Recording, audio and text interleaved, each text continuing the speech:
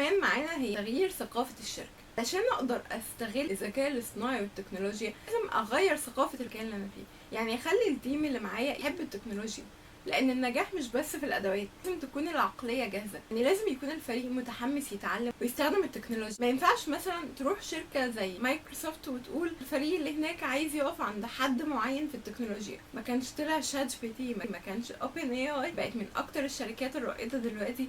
فتغيير ثقافة الفريق هي اللي بتخلي التطور سهل اكتر ويتم بمرونة اكتر والابداع يطلع فيه اكتر. مهم تبدأ دلوقتي ان التحول الرقمي والذكاء الاصطناعي هما مفتاح نجاحك في المستقبل. ولو عايز تتعلم ازاي تطبق كل الكلام ده بشكل عملي، تستخدم الادوات المناسبة لكل نقطة فيه، دبلومة المهارات اللي بنقدمها هتديك كل اللي محتاجه عشان تبقى محترف في العالم الرقمي.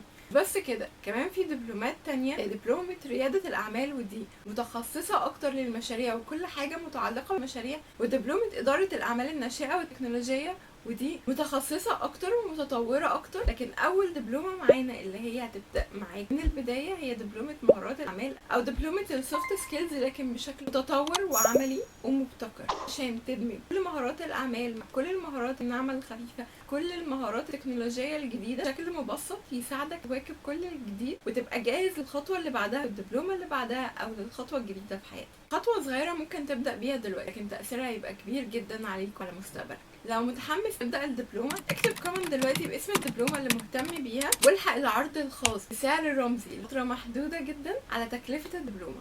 اكتب كومنت وهنبعتلك كل التفاصيل، ما تتأخرش لأن الأماكن محدودة، العرض لفترة محدودة. لكن لو محتاج استشارة اكتب في الكومنت استشارة وهنتواصل معاك عشان نساعدك في تطوير مهاراتك وإدارة وقتك أو حتى تنمية البيزنس بتاعك.